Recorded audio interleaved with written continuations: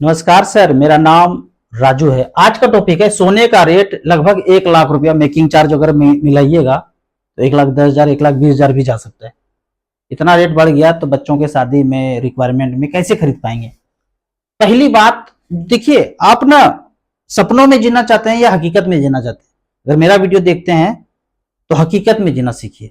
पहली बात तो रेट जो है ना, ये बढ़ता नहीं है, ये हर हाल में हाथ में कंट्रोल है, बढ़ाया जाता है।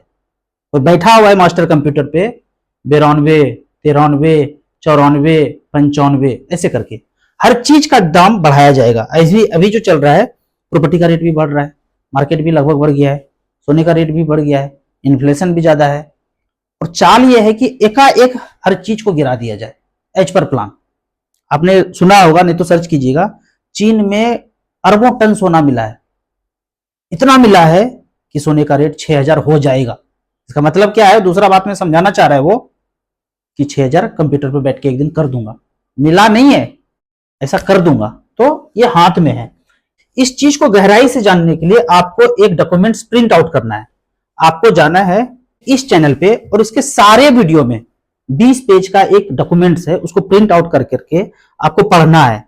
उसके बाद समझ में आएगा आपको कि किसी भी चीज का रेट, खासकर गोल्ड का रेट बढ़ता नहीं, बढ़ाया जाता है। प्रिंट आउट करके जरूर पढ़िए, लोगों को भी समझाइए, कम से कम 4-5 लोगों को वो दिखाइए प्रिंट आउट लेकर के, या पीडीएफ में ही पढ़िए तो समझ में आएगा। एक क्वेश्चन बड़ा बेहतरीन मुझसे पूछा गया कि आपसे ये उम्मीद नहीं था कि अभी जो ये कांड हुआ उसको भी आप 7 समंदर पार से जोड़ दिए। ये तो बगल वाला किया, अगल बगल वाला कोई नहीं किया भाई। इसको ऐसे समझिए, आपके घर में 4 नौकर काम करते हैं और आप मालिक हैं।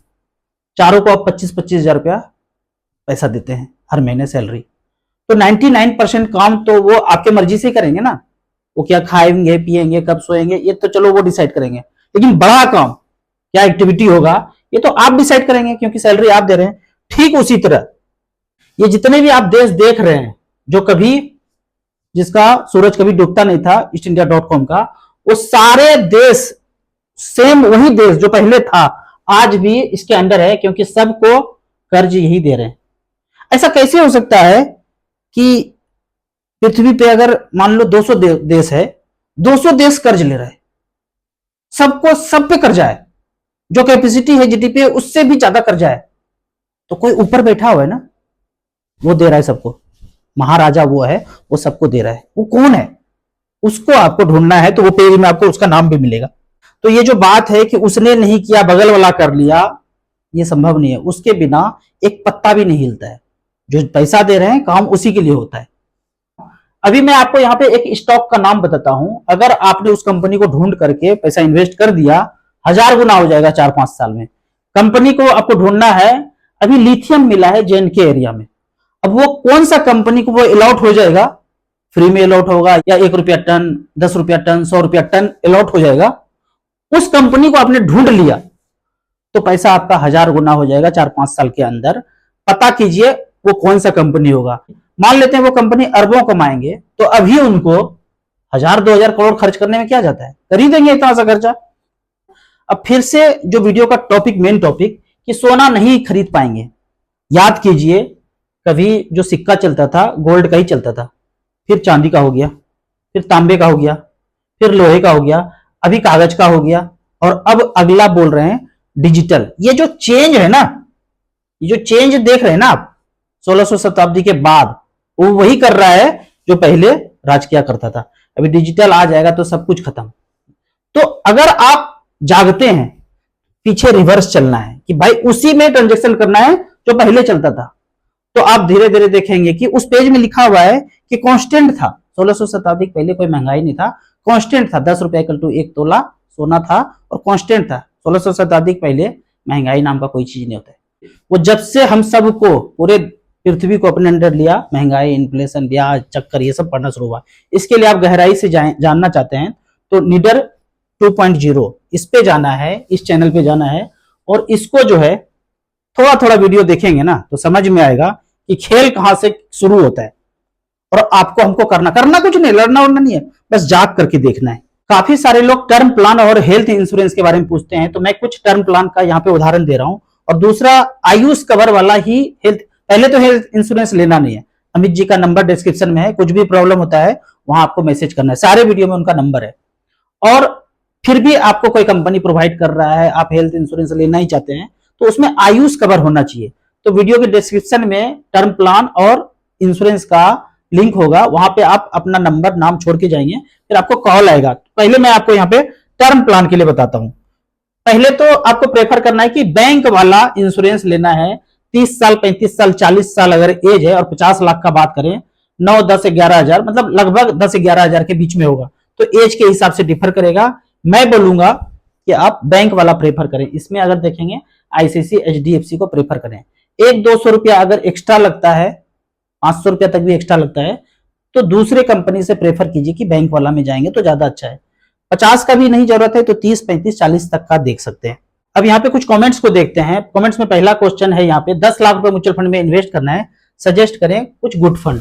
यहाँ पे StarSIP.in में जाइए। पहले तो जो अभी मार्केट का हालचाल चल रहा है, आपको 10 लाख रुपए 10 महीने में 1-1 लाख रुपया करके SIP मोड में करके इन्वेस्ट करना है।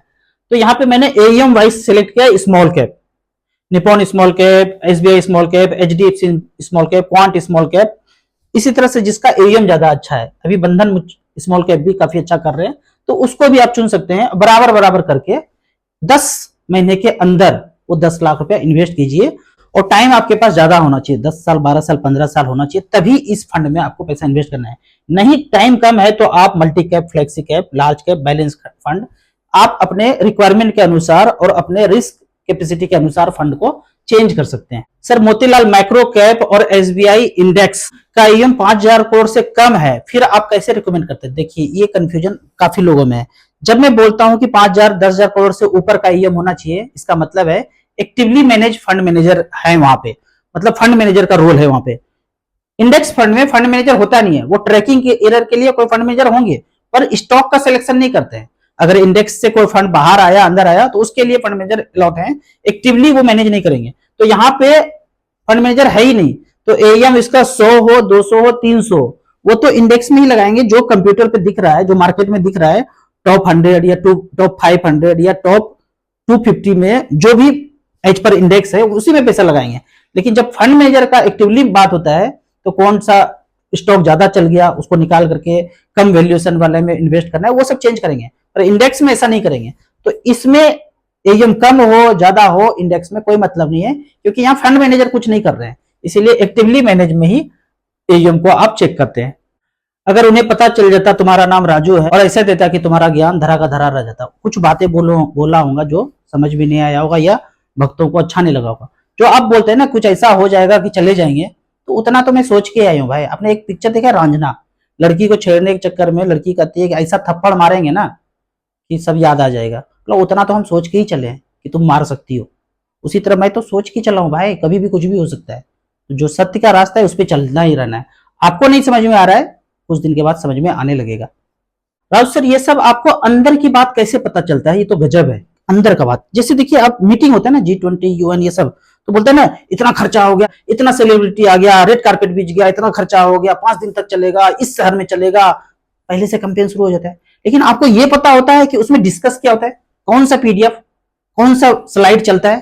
तो आपको मैं एक नाम देता हूं, आपने इसको ट्रैक करो, इस बंदे को, नाम ये है, ठीक है? इस बंदे को जहां मिले उसको ट्रैक करो, फिर पता चलेगा कि ये तो 2 साल 3 साल पहले ही बता देते हैं कि भाई वो वाला खदान अभी तक मिला क्यों नहीं है, बच्चों को स्कूल में ये सब पढ़ा क्यों नहीं है, अभी तक सब कुछ डिजिटल हुआ क्यों नहीं है, नोट बंद क्यों नहीं हुआ है। ये पहले से 4-5 साल पहले से ही पता कर देंगे। तो आप जो बोलते हैं ना कि आपको पहले से कैसे पता चल जाता है, तो एक गाना है ना, दुनिया है मेरे पीछे लेकिन मैं तेरे पीछे, अपना बना ले मेरी जान, वो है ना। तो दुनिया के पीछे ये है और हम लोग कुछ लोग हैं इसके पीछे है कि बेटा तुम करते क्या हो, पहले डिकोड करके बताएंगे।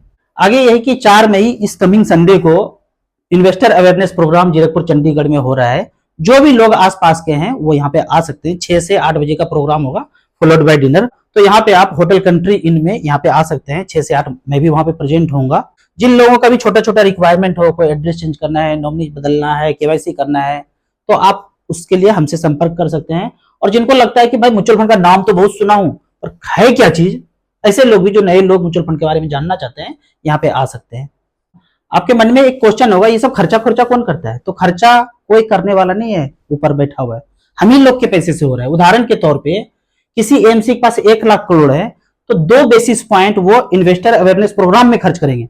बेसिस पॉइंट का मतलब है 1% का 100वां हिस्सा। मान लेते हैं किसी के पास 1 लाख करोड़ का ईओएम है, एचडीएफसी, आईसीसी, अभी जो कर रहे हैं वो एचडीएफसी कर रहे हैं, काफी ज्यादा है, 5 लाख करोड़ भी ईओएम उससे ज्यादा है। तो 1 लाख करोड़ है, 1 लाख में 5 जीरो होता है, करोड़ में 7 जीरो होता है, 1 लाख करोड़ हो गया। और 2 बेसिस पॉइंट तो डिवाइडेड बाय 100% है, तो और 100। इसको सॉल्व करेंगे तो 10 पे 7 जीरो यानी 10 करोड़ हो गया, 2 बेसिस पॉइंट है तो 20 करोड़ रुपया सालाना एएमसी को एक अकाउंट में देना पड़ेगा, और उसी अकाउंट से आईपी होगा, इन्वेस्टर अवेयरनेस प्रोग्राम होगा, जगह जगह हर भारत देश में होगा कि म्यूचुअल फंड किस चिड़िया का नाम है। तो ये किसी कंपनी का पैसा नहीं है, हमारा नहीं है और किसी का नहीं है, सब आप लोगों का है जो भी लोग म्यूचुअल फंड में अभी तक इन्वेस्टेड है। तो जरूर इस संडे 4 मई को यहाँ पे आप जीरकपुर चंडीगढ़ में अगर आसपास रहते हैं तो यहाँ पे आके मिले। 6 से 8 का प्रोग्राम है, फॉलोड बाय डिनर। आपको इसी तरह म्यूचुअल फंड के बारे में और कुछ जानना है, इन्वेस्टमेंट के बारे में जानना है, तो इस नंबर पर मुझे व्हाट्सअप कर सकते हैं। आपको याद दिला दूं, मैं एक AMFI registered mutual fund distributor हूं। आप इसी तरह से कमेंट सेक्शन में क्वेश्चन पूछते रहिए। वीडियो अच्छा लगता है तो लाइक एंड शेयर जरूर करें। Thank you so much.